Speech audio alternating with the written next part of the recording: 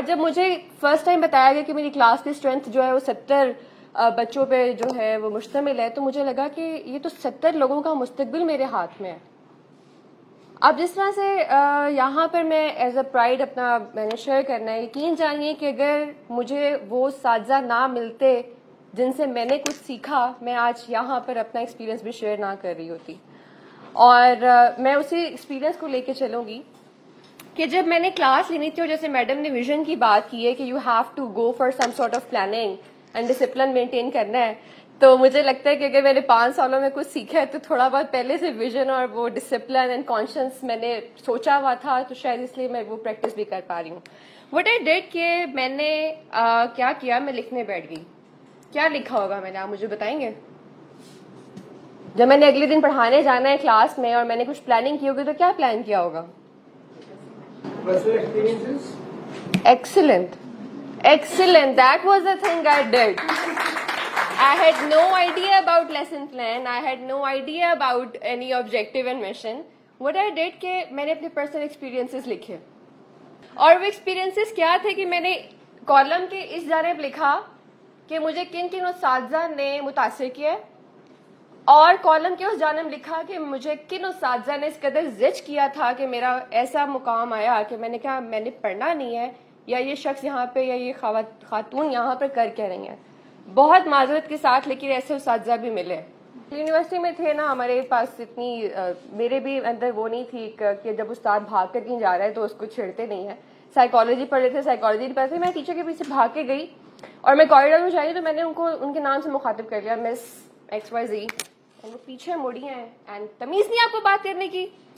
And I was like آپ نے مجھ سے بات کی تو میرے روم میں آ کے بات کریں. وہ بات کہہ کے چلی گئی. اس کے بعد مجھے یاد ہے میں اپنے گراؤنڈ میں گئی ہوں اور I kept on trying for an hour. میں ہل کر رہ گئی کہ میں یونیورسٹی میں آئی ہوں، میں ایک اچھے خاصے فیملی سے تعلق رکھتی ہوں، میرے ماں باپ نے میری اتنی اچھی پرورش کی ہے، ہمیشہ میرے استاذہ نے مجھے اپریشیٹ کیا کہ بہت ہی با ادب قسم کی لڑکی ہے، اور مجھے یہ سننے کو مل رہا ہے. تو اچھا جی وہ ایکسپیرینس آ گیا. پھر یونیورسٹی میں سیمسٹر 3 میں ہمارے پاس بالکل ینگ ٹیچرز انڈکٹ ہوئے اینڈ ان سے ہم نے پڑھنا شروع کیا، اور وہ کیا خوبصورت تھا. کہاں ہمارے پاس اتنے قابل ٹرینڈ اساتذہ جن کی عزت میں ہمارے دلوں میں اتنا ڈر بیٹھ گیا کہ ہم سیکھنے کے چکر میں ان کے سامنے آواز بھی نہیں اٹھاتے تھے. عزت میں اتنا ڈر بیٹھ گیا. تو کالم میں وہ بھی لکھ لیا کہ بچوں سے عزت کروانے کے چکر میں ایسا ڈر بھی نہیں بٹھانا کہ وہ کچھ بول نہ سکیں. 2 باتیں آ گئیں. اور غصہ کہ اچھا جی اگر ہم اپنے باس سے غصہ اٹھا کر دیکھ کر آئیں تو ہم اپنا غصہ ڈسپلیس نہ کریں بچوں پہ. یہ چیز لکھ لی. تیسری بات جو میں نے لکھی وہ ایک اتنا خوبصورت ایکسپیرینس تھا کہ ہم جب گرمیوں کی چھٹیوں کے بعد آئے تو جا کر میڈم کو سلام کیا اور میری ان ٹیچر نے مجھے ہگ کیا. اینڈ آپ یقین کریں کہ میں اس قدر حیران ہوئی کہ کیا ایک استاد کسی کو کندھے پہ ہاتھ رکھ کے جو ہے وہ گلے بھی مل سکتا ہے؟ استاد ایسا کر سکتا ہے؟ اور اتنا میری سیلف اسٹیم بڑی کہ کیا بات ہے، یہ تو ہمارے جیسے ہی ہیں. میں نے یہ بھی کالم میں لکھ لیا کہ بچے کو اگر کوئی چیز انسپائر کر سکتی ہے تو وہ ٹیچر کا اخلاق ہے. اور ایک اور چیز، عاجزی اور سادگی اس نے انسپائر کیا. پھر کیا ہوا جی، بڑے مدد سے اسٹرکٹ رولز بنائے اٹینڈنس کے اور سبمیشن کے. اٹینڈنس ٹائم پہ ہو، نئی کلاس میں آئے تو نکال دیے جاؤ گے، اور سبمیشن ٹائم پہ نہیں ہے تو میں نے لینی نہیں ہے. یہ چیز ہم نے دیکھی تھی. پھر جب 1 سال گزر گیا پڑھاتے ہوئے تو میں نے آخری 2 چیزوں کو جو ہے نا ریوائز کیا، اٹینڈنس کے رولز کو اور سبمیشن کو. کیونکہ تب میں نے ریئلائز کیا، جو پہلے بھی ریئلائزیشن تھی بٹ مجھے پتہ نہیں چلا تھا، کہ ہم لوگ اتنا مر کھپ کے سبمیشنز، ہوم ورک، پروجیکٹس دیتے تھے اور ٹیچرز کیا کرتے تھے کہ تب اس کو مارک کریں گے جب آخر میں انہوں نے اپنا رزلٹ سبمٹ کروانا.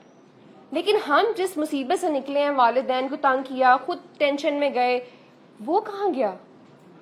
اس کے علاوہ اٹینڈنس اور باقی چیزیں ان کو میں نے 1 سال بعد ریوائز کیا کہ جب میں نے مارکنگ کی بات میں کرنی ہے تو میں بچوں کی زندگی کیوں اذیت میں ڈال رہی ہوں. There would be genuine reasons جن کو میں نے اکوموڈیٹ کرنا ہے. اور میں آپ کو ایک بات بتاؤں کہ اگر میرے بچوں کو آج کل میں نے UM ٹیم میں بھی پڑھانا شروع کیا ہوا ہے، اور وہاں پر بھی میرے بچوں کو پتا ہے کہ اٹینڈنس اور سبمیشن کی ہمیں ٹینشن نہیں ہے. اور ایک چیز مجھے جو احساس ہوا، وہ بھی ہمارے ٹیچر تھے، میں اس کے آخری حوالہ دوں گی، وہ یہ کہ وہ ہمارے ٹیچر ایسے تھے یونیورسٹی کے جن کو اٹینڈنس فائل آئی ہے لوگ پراکسیز لگا رہے ہیں, جو بھی کر رہے ہیں, she never bothered about attendance. اور مجھے آج اس بات کا احساس ہوتا ہے جب میں خود پڑھا رہی ہوں پچھلے 5 سال سے تدریس سے میرا ہے تعلق, کہ ایک ٹیچر کو یہی چاہیے ہوتا ہے کہ بچہ کچھ سمجھ لے. اور میں اپنے بچوں کو بھی یہی کہتی ہوں کہ اٹینڈنس لگوا کے, کیونکہ میں یونیورسٹی میں پڑھاتی ہوں, آپ اسکول اور یونیورسٹی میں تھوڑا سا ظاہر ہے رولز اینڈ ریگولیشن کا فرق ہے. بتانے کا مقصد یہ ہے کہ بچے کچھ سیکھ جائیں, یہی ہماری ایک بہت بڑی کامیابی ہے, کہ کچھ جو ہمارا آج کا آبجیکٹیو ہے وہ لے کر کلاس کا وہ چلے جائیں بچے. تو یہ چیز بھی سیکھی کہ اچھا ہم نے ٹیچر کو پڑھانا ہے. کچھ تضاد میں معاشرے کے بتاتے چلوں, یہ جو اس طرح سر نے قیوم نظامی صاحب نے بات کی تھی کہ ہمارے معاشرے کے کچھ حل نہیں ہے. ایک الویہ یہ ہے کہ ایک طرف ایسے والدین ہیں جو ٹیچر کو کہتے ہیں بچہ ہمارا کھال آپ کی, اور دوسرے طرف ایسے والدین ہیں جو کہتے ہیں جی میری بچے کو آپ نے گھور کے دیکھ لیا تھا, پیار سے بات نہیں کی تھی تو وہ ڈر گیا میرا بچہ. تو جب ایسے ہمارے آڈینس میں یا ہمارے کلاس میں ایسے بچے ہوں گے کہ ایک طرف ماں باپ کہہ رہے ہیں کہ جو مرضی کریں اور ایک طرف کہہ رہے ہیں کہ آپ نے میرے بچے کو کچھ نہیں کہنا, تو پھر استاد کیا کرے؟ پھر ایسے والدین بھی ہے, ظاہر ہے ایک والدین جو ہے وہ 5,000 سے لے کے 27,000 روپے مہینے کا اپنے بچے کی فیس دے رہا ہے, وہ پھر ایکسپیکٹ بھی کرے گا مینجمنٹ سے کچھ. تو یہ تضاد ہمارے معاشرے کو بگاڑ رہا ہے. لیکن ہم نے کیونکہ مثبت سوچ کی بات کرنی ہے جو کہ اس فاؤنڈیشن کا ایک پیشن ہے, تو ہم نے ایک امید رکھنی ہے کہ ہم نے بچوں کو سکھانا ہے, وہ ویلیو سکھانی جس کا میڈم نادیہ نے ذکر کیا ہے. کیونکہ اگر ہر ٹیچر وہ ویلیوز اس ٹائم پہ سکھا دے گا تو بچے کی دل آزاری بھی نہیں ہوگی, پلس کیونکہ اس موقع پہ وہ چیز ہے جو آپ نے سکھانی ہے وہ ہو رہا تھا تو بچہ اس چیز کو سمجھ جائے گا فوراً.